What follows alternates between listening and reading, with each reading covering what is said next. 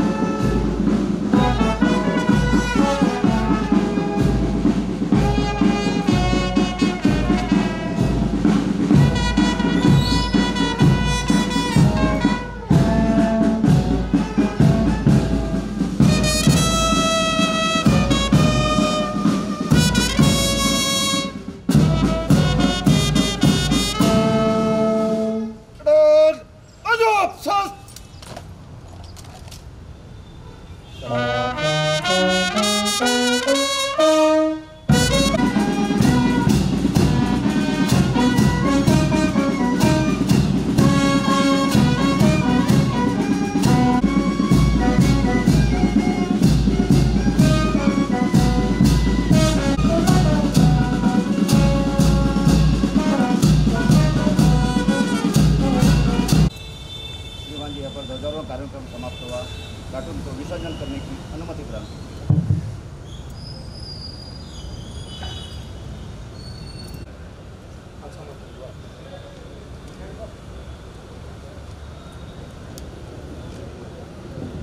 तंबाखू, जर्दा, खर्रा तसेच बीडी, सिगरेट, ई हुक्का, ई सिगरेट मला जाणीव आहे, म्हणून मी जन्मभर या व्यसनापासून दूर राहण्याचा संकल्प करीत आहे।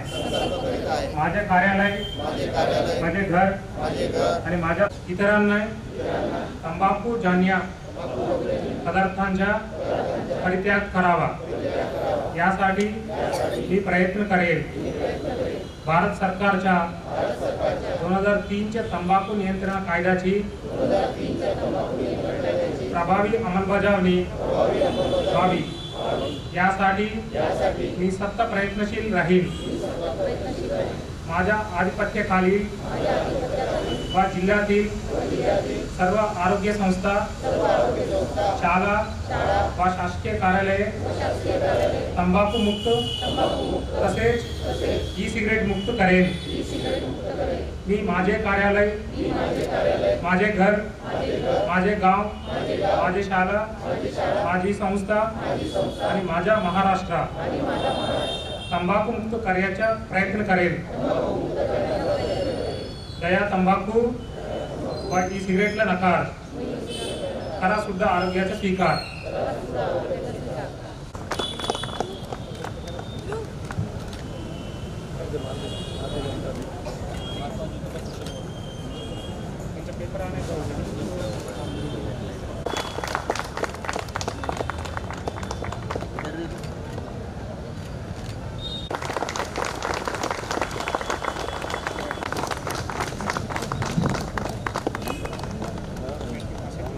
स्वातंत्र्य दिनाच्या हार्दिक शुभेच्छा. सर्व सहकर्मी पोलीस अधिकारी, पोलीस अंमलदार, सेवानिवृत्त पोलीस अधिकारी व अंमलदार आणि मंत्रालयीन अधिकारी व कर्मचारी वर्ग तसेच नागरिक बांधवा, आपणास माहिती आहे की आजचा दिवस फक्त दिनदर्शिकेतील एक तारीख नाही, तर हा दिवस आपल्या स्वातंत्र्याच्या, आपल्या सन्मानाच्या आणि आपला शूरवीरांनी दिलेल्या बलिदानाच्या प्रतीक आहे. 15 ऑगस्ट 1947 रोजी आपला तिरंगा आकाशात फडकला आणि आपला शूरवीरांनी दिलेल्या संघर्षाने व बलिदानाचे विजय मिळविला आहे.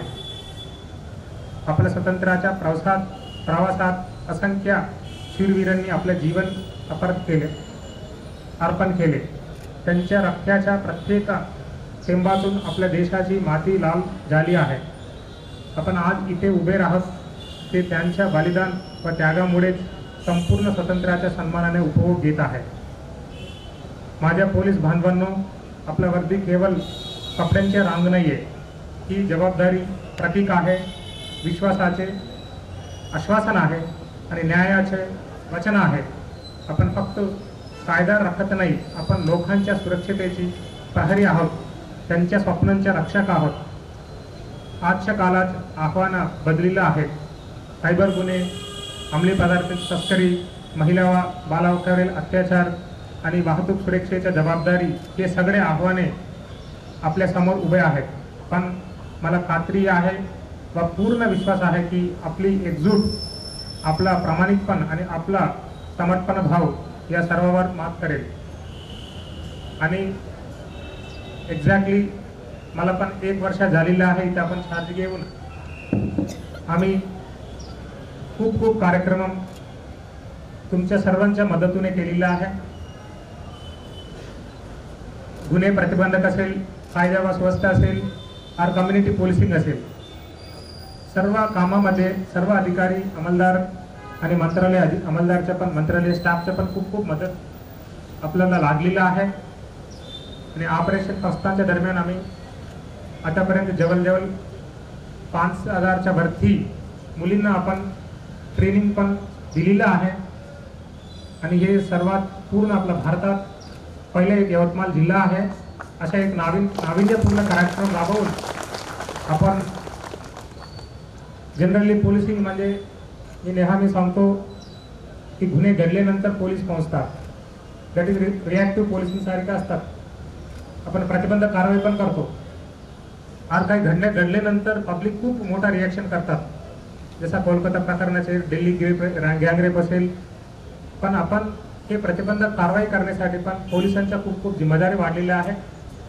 आपला पोलीस दादा, पोलीस काका, पोलीस दीदी आणि आपला ऑपरेशन प्रस्थान अशा वेगळ्या कार्यक्रम माध्यमातून आपला असा जिम्मेदारी आहे की आपण पुढेकार घेऊन एक प्रोएक्टिव्ह पोलिसिंग करून पब्लिकमध्ये आपला कायद्याच्या बद्दल, संरक्षणाबद्दल सर्वांना सांगणं आपला जिम्मेदारी आहे.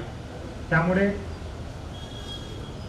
असेच कार्यक्रम आपण पुढे पण ठेवून जो दिशानिर्देश आपल्याला शासनाकडून भेटतात ते आपण पूर्तता करायचे आहे. आणि पब्लिक साठी पोलीस आहे म्हणून आपण दाखवलं पाहिजे. पोलीस म्हणजे एक पॉवर नाही आहे, एक अथॉरिटी आहे. अथॉरिटी म्हणजे जिम्मेदारच्या सोबत येतात. तुम्हाला जो अधिकार दिलेला आहे, सर्व अधिकाराच्या सोबत जिम्मेदार पण आहे. तो जिम्मेदारी आपण बघितले तरी दिवसात ते वाढतात. त्यामुळे उपस्थित सर्व अधिकारी आणि आपल्या जिल्ह्याच्या सर्व अधिकारी आणि अंमलदाराला आपण नेहमी सेन्सिटाईज करतो. आणि सर्व SC ST minority, backward classes आणि अशा सर्व जो मागासवर्ग वर्गाला पण अजून आपण सेन्सिटायझेशन जास्तीत जास्त दाखवून आपला कायद्याची अंमलबजावणी निष्पक्षपात पद्धतीने आणि एक अनबॅसिड पद्धतीने झाला पाहिजे म्हणून मी अपेक्षा करतो आणि माझे 2 शब्द संपवतो. थँक्यू. जय हिंद, जय महाराष्ट्र.